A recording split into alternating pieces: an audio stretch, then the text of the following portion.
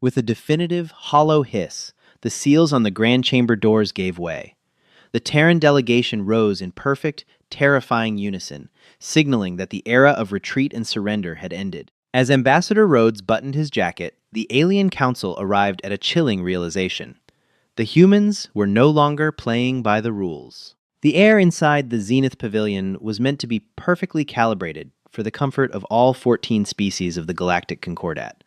But to Ambassador Roger Rhodes, it felt thick, stale, and suffocating. The pavilion hung in geostationary orbit above the neutral gas giant of Oakhaven, a shimmering architectural marvel of glass and obsidian metal. It was a place where civilizations came to end their conflicts with dignity, or, as Roger was quickly realizing, a place where humanity was expected to sign its own death warrant. He stared down at the glowing holographic text of the Zenith Accords. The terms were draconian. Under the guise of a permanent peacekeeping initiative, the Concordat was demanding the complete dismantling of the Terran Defense Coalition's deep space fleet. Earth would be permitted to maintain atmospheric fighters, effectively glorified police cruisers, but nothing capable of slipspace travel.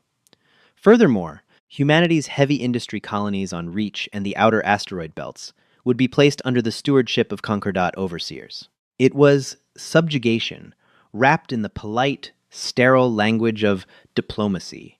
Across the vast, circular obsidian table sat High Minister Xylar of the Kalanid hegemony. Xylar's species was tall, multi-limbed, and covered in a fine, iridescent scaling that shifted colors depending on their emotional state. Right now, Xylar's scales were a cool, contemptuous indigo. The Kalanids led the Concordat, and they had led the brutal 4-year war of attrition against humanity. The terms are quite generous, Ambassador Rhodes. Xylar's translation caller synthesized, the voice a smooth, artificial baritone. Given the events at the Sirius sector, your government should be eager to halt the bloodshed. We have provided you with a path to survival.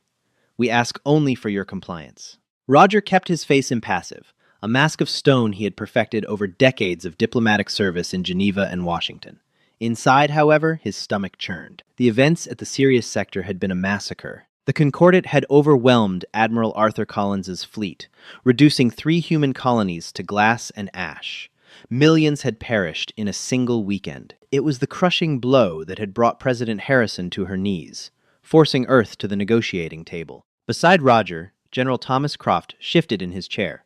Croft was a man carved from granite, a veteran of the early border skirmishes, and he had been silently seething since they arrived. His knuckles were white as he gripped the edge of the table. "Generous," Croft muttered under his breath, leaning forward just enough to let the ambient microphones pick up his gruff voice. "You call the occupation of our sovereign shipyards generous. You want to strip our teeth so you can eat us at your leisure." General Croft, a sharp, clicking voice, echoed from the other side of the table. It belonged to Fleet Commander Vreen, a mantis-like insectoid whose species served as the Concordat's primary military enforcers. "You are an exhausted, cornered animal. Your economy is collapsing. Your hyperlanes are blockaded. We are not asking for your teeth. We are simply removing them before you bite yourselves." Dr. Evelyn Wright, the 3rd member of the Terran delegation and Earth's foremost expert on xenopsychology, placed a gentle hand on Croft's forearm. It was a subtle gesture, a silent plea to hold his temper. Evelyn was a pragmatist. She knew the numbers. Humanity had fought with unprecedented ferocity, surprising the galaxy with their tactical ingenuity and sheer stubbornness. But a single planet and a handful of colonies could not outproduce a coalition of 14 star systems. "High Minister," Roger began, his voice calm, projecting the quiet authority of a man who still believed he had ground to stand on. "The Terran coalition is fully committed to a peaceful resolution. However, Clause 4, Section 9, the dismantling of our slipspace drives, is a non-starter. Our economy relies on deep space mining. Without slipspace logistics, billions on Earth will starve within a decade. We cannot sign an agreement that trades sudden death for slow starvation." Xylar steepled his 4 upper hands. The indigo scales rippled with a flash of violet amusement. "Ambassador, the Concordat will provide food rations. You will be a protected protectorate. But you have proven too volatile, too. Emotionally erratic to possess interstellar capabilities. You expanded too quickly. You fought too savagely. The galaxy requires order."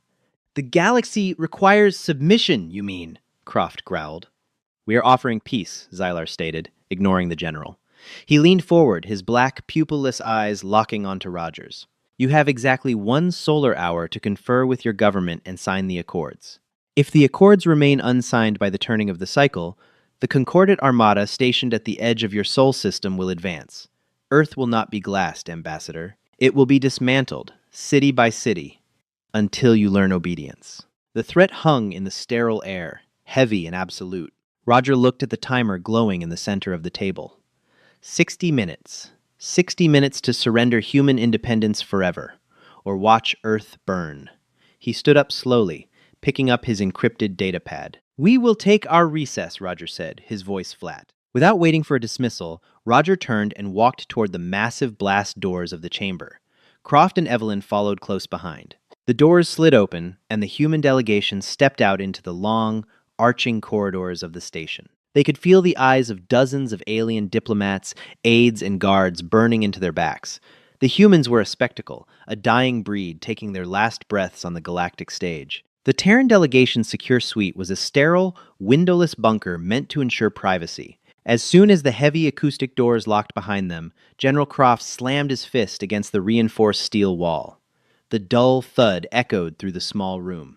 It's a slaughterhouse disguised as a courtroom, Croft snarled, pacing the length of the floor. They don't want peace, Roger. They want a pet. They want to put us on a leash and watch us beg for our own grain. We know, Thomas, Evelyn said softly, rubbing her temples.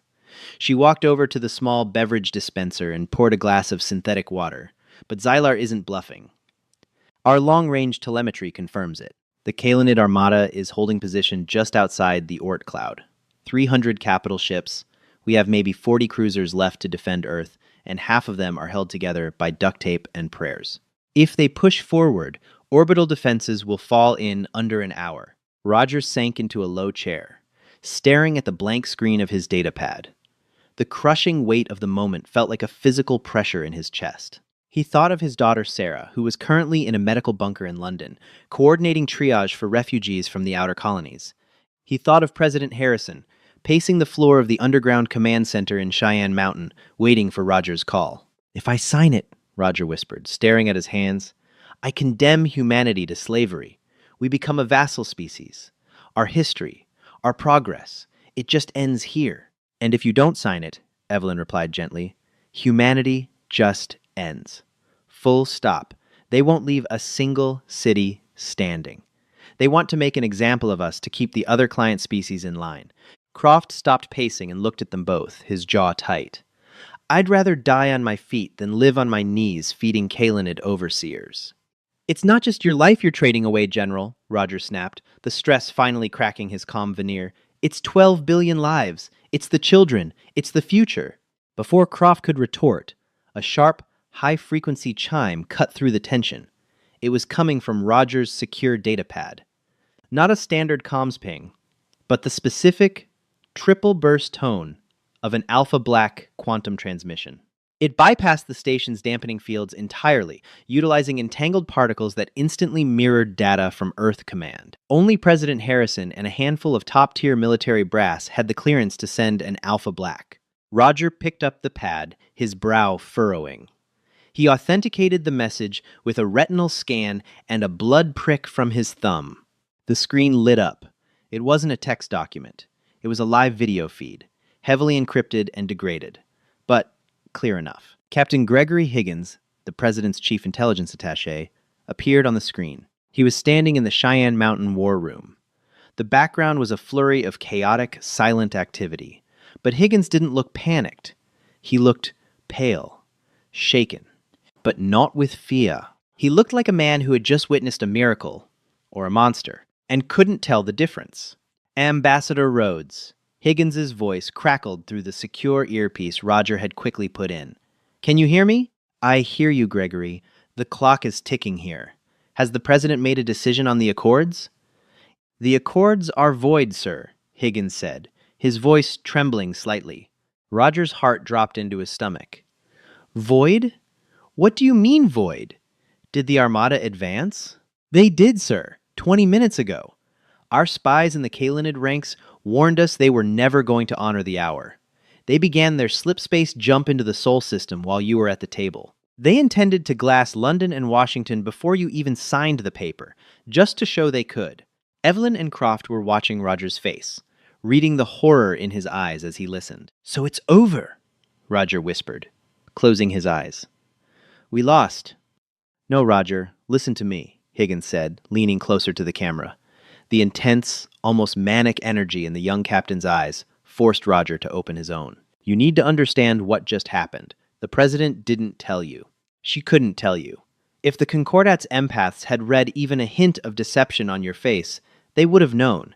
You had to believe we were helpless." Roger frowned, confusion warring with the dread. "Believe? Gregory, we are helpless. What did the president do?" "Operation Icarus wasn't an evacuation protocol, Roger. Dr. Miller and his team down in DARPA, they didn't just build a new shield generator. They built a trap. For the last 6 months, we've been deliberately leaking false telemetry about our sensor grid blind spots. We funneled their armada exactly where we wanted them. When the Concordat fleet dropped out of slipspace near Jupiter, we didn't fire missiles." Higgins paused, swallowing hard. "We detonated a focused gravity shear singularity, a localized black hole, Ambassador. We hijacked Jupiter's gravitational field, inverted it using the prototype dark matter drives, and turned the entire sector into a spatial shredder." Roger stopped breathing. The datapad nearly slipped from his fingers. "A singularity? That's theoretical. The energy required." "We used Jupiter's core, sir," Higgins replied. "The Concordat Armada, all 300 capital ships, their dreadnoughts, their carrier groups, they were caught in the event horizon of a manufactured gravity well. The spatial shear tore the fleet apart at an atomic level in less than 40 seconds. The Kalanid flagship, Fleet Commander Vreen's command vessels, they're gone. Just dust and echoes." Silence reigned in the small bunker. Roger's mind reeled, trying to process the magnitude of the information. Humanity hadn't just repelled the attack. They had just annihilated the largest military force the galaxy had ever seen in a matter of seconds. "What is our status?" Roger asked, his voice suddenly sounding very far away. "Earth is secure. The trap collapsed in on itself, as designed. Jupiter's orbit shifted by a fraction of a degree, but we're stable. Here is the President's direct order. Ambassador." Higgins leaned in, his expression hardening into cold steel. "You are to inform the Concordat Council that the Terran Coalition is no longer entertaining terms of surrender. You are to walk out of that room. You are coming home, Roger." The feed cut out, replaced by a blinking Terran Coalition crest. Roger slowly lowered the datapad. He sat perfectly still for 10 seconds. The crushing weight that had been compressing his chest, the suffocating fear that had defined his existence for 4 years, simply evaporated. It was replaced by something entirely different. A cold, terrifying clarity. A profound, almost clinical detachment. "Roger?" Evelyn asked, stepping forward, her eyes wide with concern. "What happened? Did they strike?" Roger stood up. He looked at Evelyn, then at General Croft. The posture of the defeated diplomat was gone. He stood taller, his shoulders squared. He reached up and adjusted the collar of his suit jacket. "General," Roger said, his voice quiet, lacking any of its previous desperation. "How many ships does the Kalanid hegemony have in reserve, outside of the fleet stationed at our border?" Croft blinked, confused by the question. "None that matter. They committed 80% of their entire naval strength to the Sol blockade. It was a show of force to intimidate the rest of the Concordat. Why? And without that fleet," Roger continued smoothly, "how long until the other Concordat species, the ones the Kalanids have been oppressing for centuries, rise up in rebellion?" Evelyn gasped, stepping back. "Roger, what did we do?" Roger looked at them both, a grim, humorless smile touching the corner of his mouth. "We didn't just win the war, Dr. Wright. We just decapitated the Kalanid hegemony. Now, if you'll excuse me, I believe we have an appointment to cancel." The doors to the Grand Chamber didn't just open, they unsealed with a definitive, hollow hiss. The Terran delegation stood up in perfect, terrifying unison. They weren't retreating, they weren't surrendering. As Ambassador Rhodes buttoned his jacket, the Alien Council suddenly realized the humans had just stopped playing by the rules. High Minister Xylar looked up from his own datapad, his indigo scales shimmering with smug anticipation. Only 20 minutes had passed of the allotted hour. The quick return of the humans could only mean one thing: absolute capitulation. Ah, Ambassador Rhodes, Xylar said smoothly, motioning to the glowing holographic accords in the center of the table. I see reason has prevailed over your species' inherent stubbornness. A wise choice. Have your leaders authorized your signature? Roger Rhodes walked slowly toward the table, but he did not sit down. General Croft and Dr. Wright stood flanking him, their expressions unreadable masks of stone. The chamber was dead silent, the dozens of alien delegates watching the humans with a mixture of pity and contempt. Roger reached out, but he didn't touch the accords. Instead, he placed his own datapad on the obsidian glass. With a flick of his finger, he projected a massive, three-dimensional holographic map into the center of the room. It was a live telemetry feed of the Sol system, specifically the space around the gas giant Jupiter. I am not here to sign anything, High Minister, Roger said. His voice echoed through the vast chamber, stripped of all diplomatic deference. It was the voice of a man delivering a eulogy. Xylar's scales flickered with a brief flash of yellow confusion. Then why have you returned early? Do not test my patience, human. The hour is a courtesy. The Armada. The Armada is exactly why I am here, Roger interrupted, his voice cutting through the Kalenid's synthesized speech like a knife. The sheer audacity of the interruption caused a ripple of shocked murmurs to sweep through the alien delegates. Humans did not interrupt the High Minister. Not ever. Fleet Commander Vreen, the mantis-like military leader, clicked his mandibles aggressively. You dare project your primitive tactical maps in this chamber? We know where our ships are, Ambassador. Do you? Roger asked softly. He tapped a command on his pad. Because my government just received some rather interesting sensor data. It seems your fleet commander couldn't wait for the hour to expire. Your Armada initiated a slipspace jump into the Sol system 22 minutes ago. You intended to strike our capital before I even put pen to paper, a violation of the very accords you demand I sign. Xylar's scales turned a deep, angry crimson. He did not deny the accusation. A precautionary maneuver to ensure compliance. It matters not. If they are in your system, then your doom is already sealed. Surrender now, or I will give the order to begin the orbital bombardment. That will be difficult, High Minister, Roger replied, his eyes locked dead onto the alien leader. He tapped another button.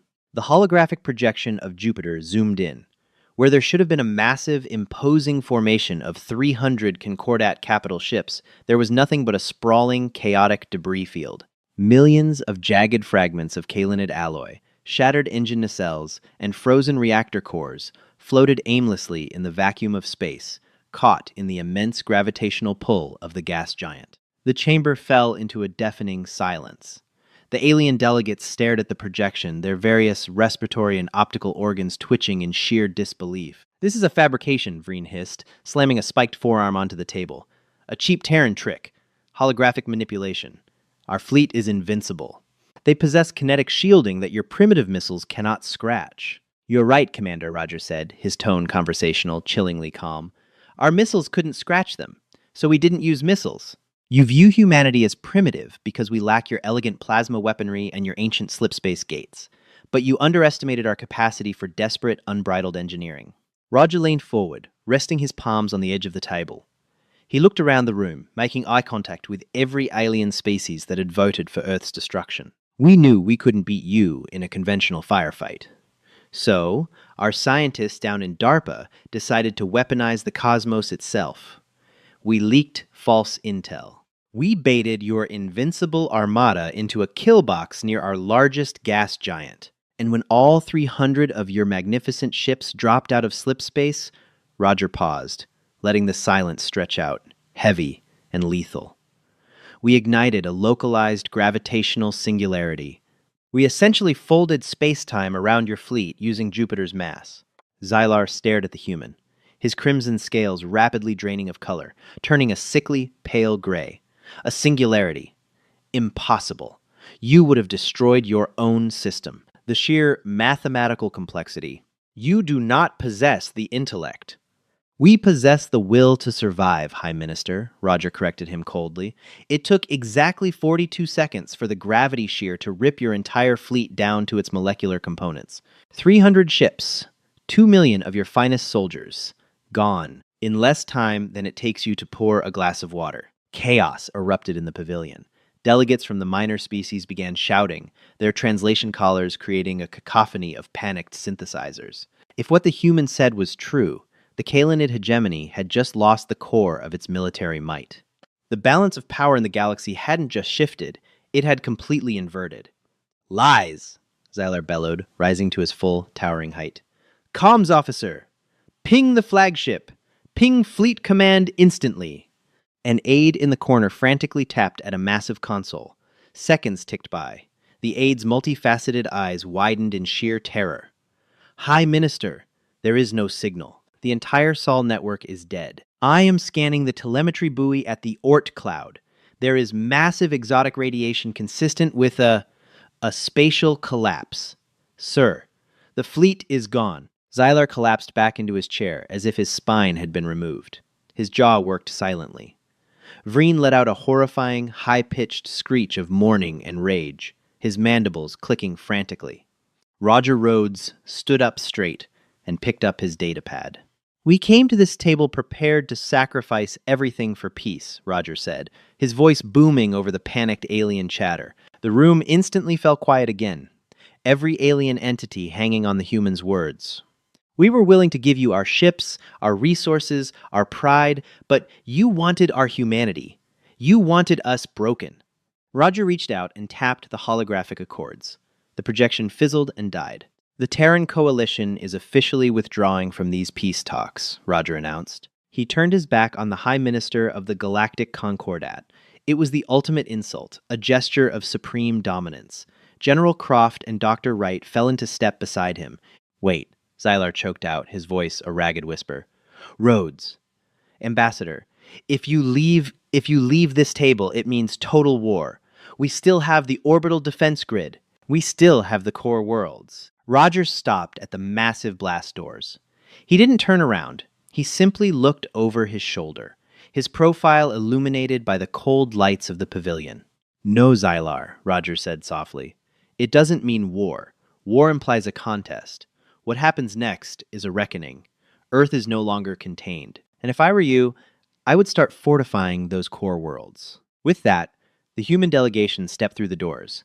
The heavy steel sealed shut behind them with a final echoing clang, locking the alien leaders in a tomb of their own making. The Zenith Pavilion's grand concourse was a masterpiece of extraterrestrial architecture, a sprawling 2-kilometer promenade of vaulted glass and luminescent flora designed to awe lesser species into compliance. For 4 years, humans had walked these halls with their heads bowed, treated as an unwanted infestation. Today, Ambassador Roger Rhodes, General Thomas Croft, and Dr. Evelyn Wright walked down the center of the concourse, and the crowd parted for them like water, retreating from a tremor. Word travels faster than light on a space station wired with telepathic relays and sub-ether comms. The delegates in the Grand Chamber had already begun frantic transmissions to their homeworlds. The impossible had happened. The Kalanid Armada, the invincible fist of the Galactic Concordat, had been vaporized by a species that hadn't even mastered localized gravity plating. As Roger walked, his face an unreadable mask of diplomatic stoicism, he could see the shift in the alien eyes around them. The pity was gone. The contempt had evaporated. In their place was something raw, primal, and deeply satisfying. Absolute terror. Keep a measured pace, Roger murmured, barely moving his lips. Do not run. We are not fleeing. We are departing. I've got my hand on my sidearm, Roger, General Croft replied, his eyes scanning the vaulted catwalks above them. Vreen isn't going to just let us walk out of here. He's a tactical pragmatist, but he's also a prideful insect. We just humiliated him in front of the entire galaxy. Let him try, Evelyn said. Her voice was uncharacteristically cold, her hands tucked neatly into the pockets of her tailored suit. Bradley Stanton's team at Cyber Command didn't just send us here with an encrypted datapad. Before Croft could ask what she meant, a harsh, blaring klaxon echoed through the concourse. The soft ambient light of the pavilion suddenly shifted to a glaring tactical red. Ahead of them, blocking the entrance to Hangar Bay 4, where their diplomatic corvette, the the UNS Churchill was docked, stood a phalanx of Concordat security forces. There were 20 of them hulking reptilian Brundari mercenaries clad in heavy kinetic armor, armed with plasma rifles leveled directly at the Terran delegation. A holographic projector flickered to life above the barricade, displaying the furious, mandibled face of Fleet Commander Vreen. Ambassador Rhodes, you are in violation of Concordat law by withdrawing from a mandated peace summit. Your vessel has been impounded. You and your delegation are hereby detained under suspicion of deploying illegal, world-ending armaments. Surrender now, or you will be pacified with lethal force. The Brundari guards racked their plasma rifles in unison, a terrifying, synchronized whine of charging energy. Roger stopped. He was 20 paces from the firing squad. He didn't raise his hands. He looked at the holographic projection of Vreen, then sighed softly, the sound picked up perfectly by the concourse's acoustic dampeners. Evelyn, Roger said calmly. Would you mind? With pleasure, Ambassador, Evelyn replied. She retrieved a sleek black cylinder from her pocket. It looked no larger than a standard digital pen. She twisted the top, pressed her thumb against the biometric scanner, and tossed it onto the polished obsidian floor. It rolled to a stop halfway between the humans and the barricade. Vreen's laugh clicked through the speakers. A kinetic grenade? You think a single explosive will breach heavy armor? You are fools. It's not an explosive, Commander, Evelyn said, her voice echoing clearly. We call it the Cerberus Protocol, developed by Dr. Aaron Mitchell at MIT. It's a localized quantum state logic bomb. Your systems are highly advanced, tightly integrated, and entirely reliant on central AI oversight, which makes them painfully vulnerable to a brute force contradiction. A single high-pitched ping emitted from the cylinder. Instantly, the Kalinid network collapsed. It didn't just shut down, it violently rebelled. The Zenith Pavilion's lights shattered into total darkness. A microsecond later, emergency strobes flickered weakly. But the lights were the least of the guards' problems. The heavy kinetic armor worn by the Brundari mercenaries relied on magnetic field stabilization to offset the massive weight of the plating. The Cerberus Protocol inverted the polarity of their armor suits. With a chorus of sickening crunches, the 20 heavily armed guards were suddenly pinned to the floor, their own armor crushing them under a localized, inescapable magnetic weight. They dropped their rifles, gasping for breath, completely immobilized. The holographic projection of Vreen glitched, his voice slowing down into a demonic, distorted drawl before the projector exploded in a shower of sparks. The airlocks to the hangar have been overridden, Evelyn reported, checking her datapad in the dim emergency lighting. The Churchill is decoupled from the station's manifest. We are clear. General Croft let out a low whistle, looking at the groaning alien mercenaries pinned to the floor. Remind me to buy Dr. Mitchell a bottle of scotch when we get back to Washington. Keep moving, Roger said, stepping casually over a dropped plasma rifle. They entered the docking umbilicus. The heavy blast doors of Hangar Bay force-sealed behind them, locking the chaos of the Zenith Pavilion away. As they stepped aboard the UNS Churchill, Captain David Adler was already waiting in the airlock, his flight crew scrambling through the corridors. Ambassador! General! Captain Adler saluted sharply. We detected the station's grid failure. Are we under attack? We are going home, Captain, Roger said, brushing past him toward the bridge. Spin up the dark matter drives. Do not request clearance from orbital traffic control. Just punch a hole in the fabric and get us to Earth. Sir, without clearance, the station's automated defense turrets will track us. General Croft smiled a terrifying, wolfish grin. Son, the station doesn't have a network anymore. And even if they did, there isn't an alien on this rock with the spine to pull the trigger on us today. Hit the gas. 10 minutes later, the UNS Churchill detached from the Zenith Pavilion. It didn't perform the slow, elegant sublight burn standard for diplomatic vessels. Instead, it executed a brutal, violently fast acceleration maneuver. The ship's dark matter drive tore a jagged, glowing blue rift into the vacuum of space, folding the dimensions around it, and vanished, leaving nothing but a shockwave that rattled the glass of the pavilion. Humanity had left the table, and they had taken the power with them. The fallout was not merely political, it was tectonic. When the UNS Churchill dropped out of slipspace over Earth, it was greeted not by a burning, blockaded planet, but by a sky clear of alien aggressors. The debris field near Jupiter was already being scoured by Terran salvage crews, pulling apart the molecular wreckage of the Kalanid Armada to reverse engineer their plasma tech and ancient shielding. Inside the Cheyenne Mountain complex, Roger Rhodes finally allowed the adrenaline to leave his body. He sat in the Oval Office set up within the bunker across from President Elizabeth Harrison. President Harrison was a woman who had aged 20 years in the 4 years of her term. The war had carved deep lines into her face. But today, her eyes held a fierce, unrelenting light. She poured 2 glasses of aged bourbon, sliding one across the heavy oak desk to Roger. "They're calling it the Jupiter anomaly on the alien sub-ether channels," Harrison said, taking a sip. "Our intelligence operatives in the Orion Spur are reporting mass panic. The Kalanid hegemony is in total freefall." Roger picked up his glass, the amber liquid warming his tired bones.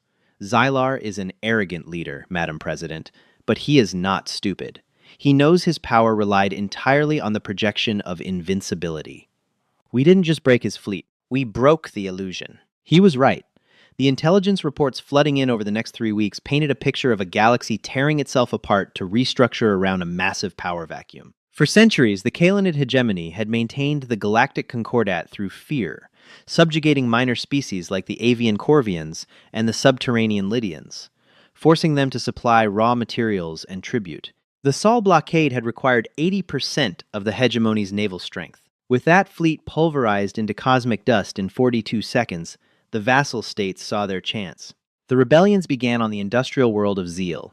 The Lydians overthrew their Kalanid overseers using nothing but mining lasers and sheer numbers. 3 days later, the Corvian star system declared absolute independence, seizing Kalanid supply depots. High Minister Xylar, once the terrifying supreme voice of the galaxy, was ousted in a violent coup by his own military tribunal, led by a disgraced and furious Commander Vreen. The Concordat was fractured, bleeding, and looking for a new center of gravity. They looked toward Earth. "We are receiving diplomatic pings, Roger," President Harrison said, leaning back in her chair. She pulled up a holographic interface, showing a list of over 40 different alien delegations requesting communication. The Corvians. The Lydians. Even a faction of Kalanid separatists. They are begging for military alliances. They want our dark matter tech.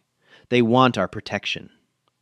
"And what will we give them?" Roger asked softly. Harrison set her glass down. "We will give them trade agreements. We will give them medical supplies. But we will not give them our technology. And we will not fight their wars for them. We are not replacing the Kalanids as the new tyrants of the galaxy." "We will be isolationists, then?" "No," Croft's voice echoed as he stepped into the room, his uniform impeccable, his chest heavy with medals. "We will be untouchable. We build our defense grid. We mine the asteroid belts. We rebuild London, we rebuild Washington, and we rebuild the Sirius colonies. We let the galaxy know that Earth's borders are open for business, but closed to warships." Roger nodded slowly. He thought of his daughter, Sarah. He had seen her yesterday, exhausted but smiling, closing down the triage centers because the wounded were finally stabilizing and no new casualties were coming in. The war was over. Humanity had survived the fire, and in doing so, had forged themselves into something unbreakable. 3 months later, the Zenith Pavilion had been abandoned by the Kalanids, claimed by a coalition of independent species trying to salvage a new democratic council. They sent a formal invitation to Earth, requesting a Terran ambassador to sit at the head of the table, to guide the new galactic order. President Harrison stood before a global broadcast, her image relayed across the Sol system and beamed out into the deep black of the Orion Spur, uncoded, for every alien comms array to intercept. To the species of the Galactic Concordat, and to the independent stars beyond, Earth hears your requests. We see the chaos left in the wake of the Kalanid collapse. We fought for our right to exist, and we paid for our survival in blood, in ash, and in the fires of Jupiter. We do not seek to rule the stars. Humanity desires peace, trade, and mutual prosperity. But let the ashes of the Kalanid Armada serve as a permanent monument to our resolve. We are a species of builders, of dreamers, and of diplomats. But push us to the edge of the abyss, and you will find that we do not fall. We simply redefine gravity. In his office, overlooking the rebuilt skyline of Geneva, Ambassador Roger Rhodes watched the broadcast conclude, He turned off his datapad, stood up, and looked out the window. The sky was a brilliant, untroubled blue. For the first time in 4 years, the radar screens at Earth Defense Command were entirely, perfectly clear. The galaxy was watching Earth, but they were no longer watching with contempt or even with fear. They were watching with profound, absolute respect, because humanity had walked away from the table of surrender and built a throne out of their own survival. And that concludes the epic tale of how humanity refused to bow down and completely redefined the balance of power in the galaxy. If you loved this story of Terran defiance and the incredible trap at Jupiter, please smash that like button and share it with your fellow sci-fi fans. Don't forget to subscribe to the channel and ring the notification bell for more thrilling HFY stories where humans prove they are an unstoppable force. See you next time! Hi, my name is Tran Truong, the owner and manager of Palace Truths. After watching the video, Galactic leaders watch in horror as humans depart from Peace Talk's HFY sci-fi story. I'd really like to know what you think. How did this story make you feel? The feeling that stayed with me most was determination. This story wasn't really about winning a battle. It was about refusing to give up your future when the odds seem impossible. Watching humanity stand at the edge of defeat and still find the courage to make its own choice made the ending feel especially satisfying. I'm curious what part had the biggest impact on you. Was it the tense negotiation itself, the moment the truth about the fleet was revealed, or the decision to walk away from a deal that demanded too much? And do you think there was ever a point where peaceful compromise was still possible? One thing I took from this story is that difficult situations sometimes require clear boundaries. In everyday life, that might mean speaking up respectfully when something doesn't feel right, instead of agreeing just to avoid conflict. If this story gave you something to think about, I'd love to hear your perspective in the comments. And if you enjoy HFY stories about resilience, strategy, and human resolve, feel free to like the video or subscribe if you'd like to see more journeys like this.